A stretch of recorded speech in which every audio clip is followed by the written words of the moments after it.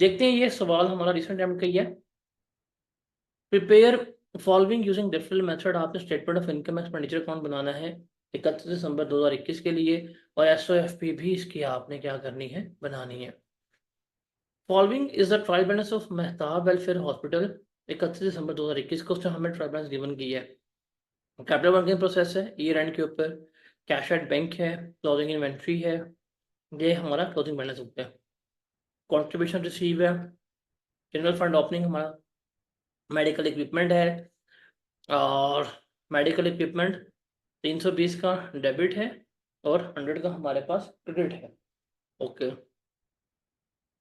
Medicine supplies use, other expenditures हमारे यहाँ पे आ रहे हैं, पेबल्स में आ रहे हैं।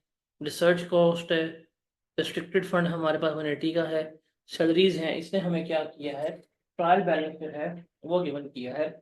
तो इस ट्रायल बैलेंस की बेसिस के ऊपर हम क्या कर सकते हैं, हम कैलकुलेट कर सकते हैं कि कितना हमारा बन रहा होगा, कौन कौन से हमारे एक्सपेंसेस आएंगे। फिर जो रिस्ट्रिक्टेड फंड है ना हमारे पास, उसने इसका ब्रेकअप दिया है 180 वाले का, कि 180 में से हॉस्पिटल बिल्डिंग फंड जो है वो 120 का है, कंट्रीब्यूशन हमने रिसीव किया कंस्ट्रक्शन बिल्डिंग के लिए। रिसर्च फंड जो है वो हमारा कितने का है, 60 का है। As per the resolution of board of trustees, MWH is required to allocate 20% of surplus each of the year to the fund. उसने क्या करना है, सरप्लस जो है वो क्या करना है, यहाँ पर लिखना है। ओके। कॉन्ट्रीब्यूशन को रिसीव हुई है 55 मिलियन की फॉर कंस्ट्रक्शन ऑफ हॉस्पिटल्स। यहाँ पे कंट्रीब्यूशन आ रही है 281 की। उस 281 में से 55 की कंट्रीब्यूशन जो है वो हॉस्पिटल के लिए है, तो ये तो रिस्ट्रिक्टेड कंट्रीब्यूशन है। During the year, MWH also received construction material having fair value of rupees 65 million for hospital building which has not been recorded। ये रिकॉर्ड नहीं किया, तो ये तो हम इसके अंदर क्या कर देंगे, ऐड कर देंगे। MWH has completed the construction of building on 1 अप्रैल 2021। उसने क्या की है, उसने बिल्डिंग की कंस्ट्रक्शन जो है वो कंप्लीट कर ली है। और कितने की हुई है, मतलब अप्रैल में कंप्लीट हो गया था, अप्रैल से वो अवेलेबल है। डेप्रिसिएशन चार्ज होगी 5% के ऊपर, और बाकी एसेट्स के ऊपर डेप्रिसिएशन चार्ज होगी हमारी 10% के ऊपर। तो ये सर हमारा बड़ा बेसिक सवाल है। आपने इसकी इनकम देखनी है और आपने इसके एक्सपेंसेस जो हैं वो क्या करने हैं, वो रिकॉर्ड करने हैं। तो क्वाइट इजी सवाल है। अगर हम देखें, हम इसका अगर इनकम एंड एक्सपेंडिचर अकाउंट के ऊपर आए सबसे पहले, तो कंट्रीब्यूशन है इसके पास दो तरह की। कंट्रीब्यूशन हम यहाँ पे देख लेते हैं जिसने हमें यहाँ पे गिवन की है, बिकॉज कंट्रीब्यूशन इसने हमें यहाँ पे गिवन की है, दैट इज 221 की। हम यहाँ पे ले लेंगे कि ये कंट्रीब्यूशन आ गई 221 की। इसने कहा है इस 221 में ये 55 मिलियन की शामिल है जो रिस्ट्रिक्टेड के लिए है, तो वो रिस्ट्रिक्टेड वाली तो यहाँ नहीं आएगी ना। तो जो जनरल कंट्रीब्यूशन होती है वो हमें रिसीव होती है, तो हम वो डायरेक्टली किसका पार्ट बनाते हैं, अपने इनकम एंड एक्सपेंडिचर अकाउंट का पार्ट बना रहे होते हैं। तो ये आ जाएगा 226। फिर हमें मिली है हॉस्पिटल के लिए कंट्रीब्यूशन। अब जो हॉस्पिटल के लिए मिली है, हॉस्पिटल बनेगा तो ओवर द लाइफ हम उसको रिकॉर्ड करेंगे। अभी हम इसको देखते हैं। और कंट्रीब्यूशन ही है इसके पास, बाकी इसके एक्सपेंसेस की डिटेल्स भी है, वो भी हम यहाँ पे लिख लेते हैं। इसने जो हमें अपने एक्सपेंसेस की डिटेल गिवन की है, उसने हमें बताया है कि इसकी यहाँ पे जनरल फंड है, कैश एंड बैंक है, मेडिसिन एंड सप्लाईज यूज 76 की, ये एक्सपेंस है। और अदर एक्सपेंस 19 का आ रहा है, ठीक है। सैलरीज हैं 53 की, वो हम लिख लेते हैं। हमारे पास उसने मेडिसिन हमें गिवन की हैं, डेट वॉज 76 की। अदर एक्सपेंसेस जो हैं हमारे, डेट वॉज 19। सैलरीज जो हैं वो उसने हमें गिवन की थी यहाँ पे 53 की। तो ये तीन एक्सपेंसेस हमारे यहाँ से पकड़े गए हैं। रिसर्च कॉस्ट है, ये तो कैपिटलाइज होनी चाहिए, तो इसमें नहीं चाहिए, रिसर्च पे खर्चा हुआ है इसका। और बाकी हम डेप्रिसिएशन चाहिए हमें, हमें डेप्रिसिएशन अगर मिल जाए तो हम वहाँ पे लेके चले। अब मेरे पास मेडिकल इक्विपमेंट जो है वो 320 के हैं, डेबिट है, और 100 के जो हैं वो क्या है, उसने हमें यहाँ पे क्रेडिट पे भी दिए हुए हैं, मतलब क्रेडिट गिवन किया हुआ है, तो मतलब ये हमने बेच दी है मेडिकल इक्विपमेंट, ये हमारे पास नहीं है। तो अदर एसेट्स में जो इक्विपमेंट आ रहे हैं और एक बिल्डिंग ही आ रही है ना हमारे पास, हम डेप्रिसिएशन अदर एसेट्स से तो निकाल सकते हैं 10% के ऊपर। तो 320 में से 100 लेस करवाते हैं और रिमेनिंग के ऊपर 10% चार्ज कर देते हैं। डेप्रिसिएशन इक्विपमेंट्स की है 320, 100 के क्रेडिट्स ने कर दिए हैं, यस बेच दिए हैं, और यहाँ पे हम लगाएंगे 10%। क्या जवाब आएगा डेप्रिसिएशन का? 22 आएगा। 22 जो है वो हमारे पास आ जाएगी, डेप्रिसिएशन भी इसकी आ रही होगी। ये भी हो गया। अब हमारे पास आखिरी रह गया है, दैट इज हॉस्पिटल फंड। उसको देखना है और उसके बारे में हम यहाँ पे कैलकुलेट करते हैं कि क्या है और क्या नहीं। तो फंड्स की बात करें तो उसने कहा था मेरा फंड जो है, जो 1 जनवरी 2021 को था, डेट वॉज 332 के, और कैपिटल वर्किंग प्रोसेस 335 का है। ठीक है, कंट्रीब्यूशन रिसीव हुई है 221 की। ओके ठीक है, जो उसने हमें रिस्ट्रिक्टेड फंड दिया हुआ है उसको हम लेके चलते हैं, पहले से शामिल है, हम उसको यहाँ पे लिखते हैं और टेकअप करते हैं। देखें जी, ओपनिंग उसने हमें गिवन किया है, ओपनिंग फंड था, हम बना रहे हैं हॉस्पिटल के लिए।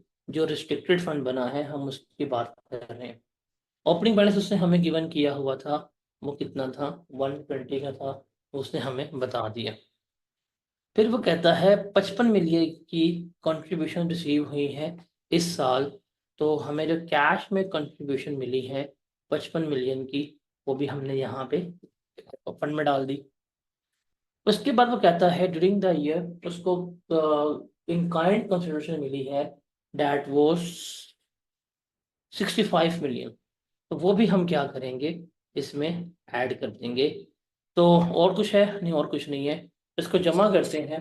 120 जमा 55 जमा 65, तो ये आ जाएगा मेरे पास 240, 240 बनता है टोटल फंड हॉस्पिटल का।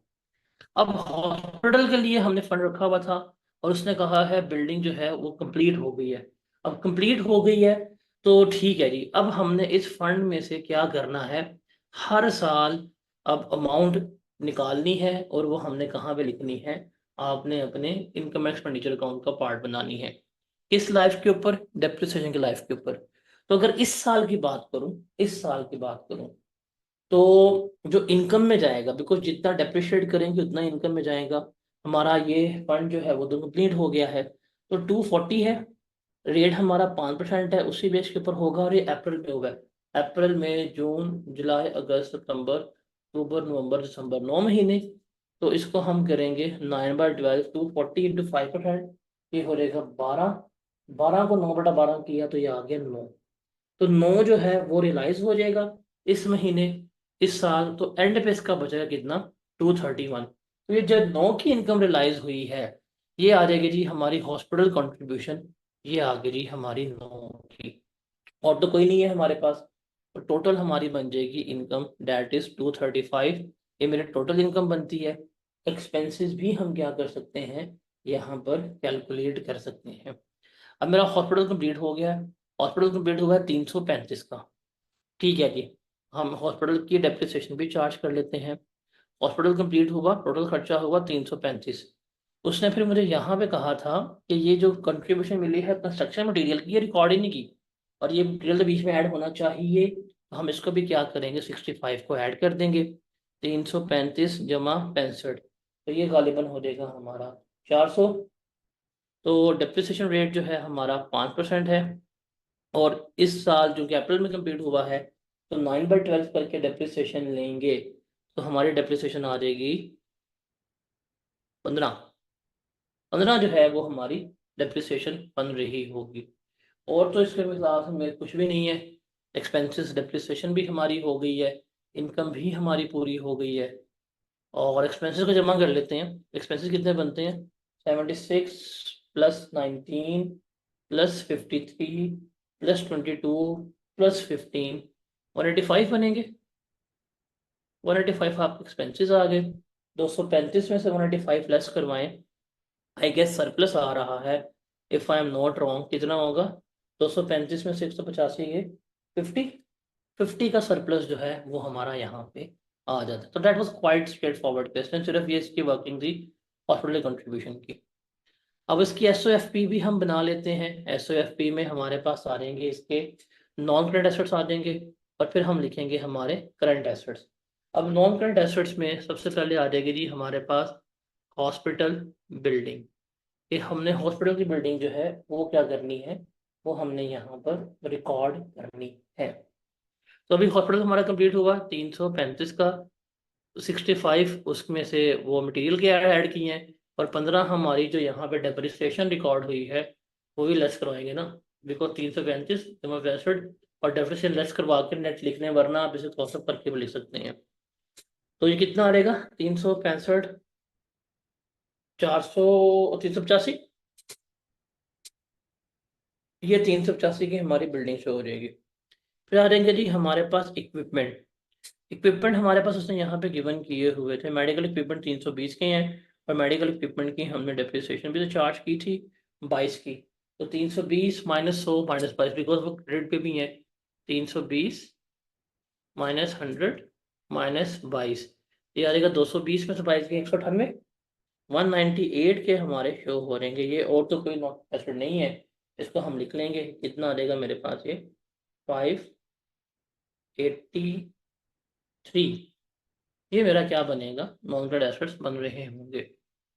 उसके बाद हम चलते हैं करंट एसेट्स में। अब करंट एसेट्स में मेडिसिन एंड सप्लाईज आ रही हैं, और एक कैश एंड बैंक आ रहा है। कैश एंड बैंक है हमारे पास 60 का, वो आएगा। और मेडिसिन जो हैं, एक तो यूज है ना 76 की, एक है मेडिसिन जो यूज है, एक है क्लोजिंग इन्वेंट्री 14 वाली, तो यही आ रहा है 14 और 60। तो हम यहाँ पे करंट एसेट लिख लेते हैं। करंट एसेट बैंक है हमारे पास 60 का, और सप्लाईज जो हैं वो कितने की है हमारी? 14 की है। तो ये हो जाएगा 74। तो ये इसमें ऐड करेंगे 583 में 74, तो टोटल एसेट्स हमारे पास कितने होंगे? 657 के। कितने होंगे? 657 के जो हैं हमारे क्या होंगे? टोटल एसेट्स कंसिडर हो रहे होंगे। अब हमारे पास आता है इसका फंड्स। फंड्स की बात करते हैं। फंड्स हमारे पास एक है जनरल फंड, और एक है रिसर्च फंड। जनरल फंड है और रिसर्च फंड है। ओके, तो हम इसको यहाँ पे देखते हैं जी क्या है और कैसे है।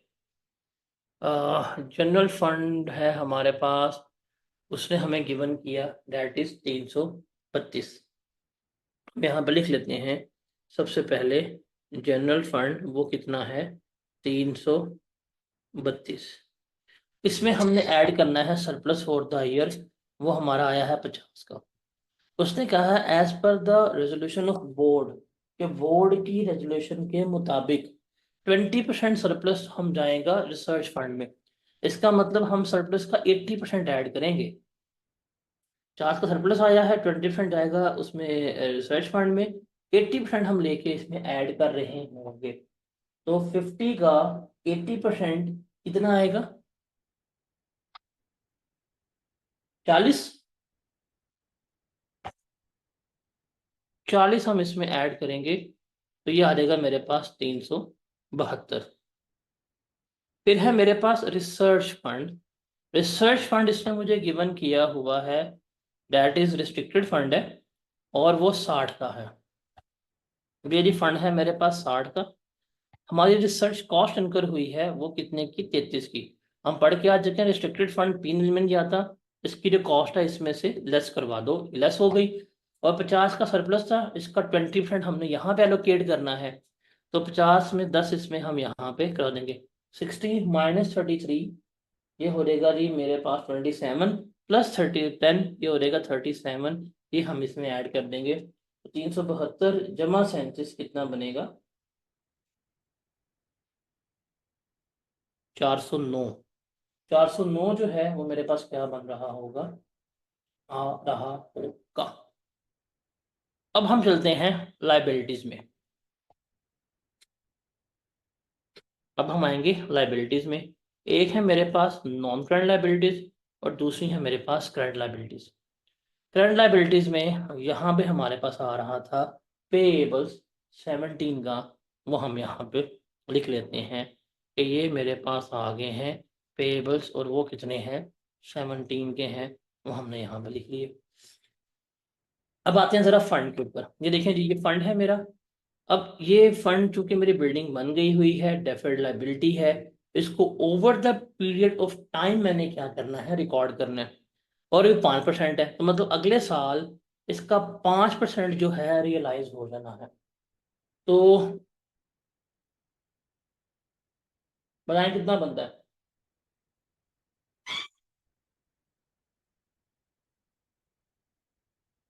सॉरी, इसका नहीं आएगा, हमारी टोटल लाइबिलिटी है ना, सॉरी इसका लेंगे। ओपनिंग लाइबिलिटी हमारी 240 सी। इस 240 में से अगले साल जो है हम 5% रियलाइज कर रहे हैं। 240 का ले 5% कितना आता है? 12। ठीक है जी। तो इस 240 में से, 240 हमारा फंड था, इसमें से 12 अगले साल रियलाइज हो जाएगा, और रिमेनिंग कितना बचेगा हमारे पास? टोटल फंड मेरे पास 240 था, ठीक है, इस साल का।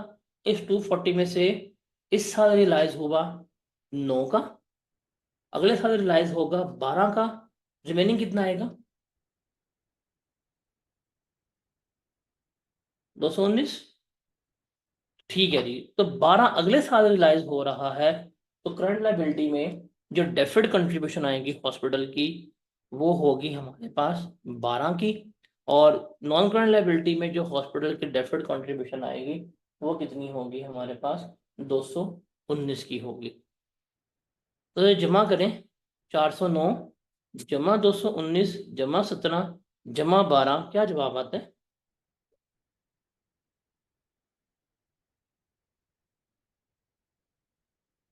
ठीक है। तो ये सवाल था मेहताब वेलफेयर हॉस्पिटल का। इसमें सिर्फ ये करंट और नॉन करंट पोर्शन जो है ये मजे का था, बाकी सवाल तो क्वाइट सिंपल था। सिर्फ उसमें हमने देखना था कि हमारी अगले साल कितनी रियलाइज हो रही है, डेट वाज करंट पोर्शन, और उसके बाद जो है वो हमारा नॉन करंट पोर्शन था।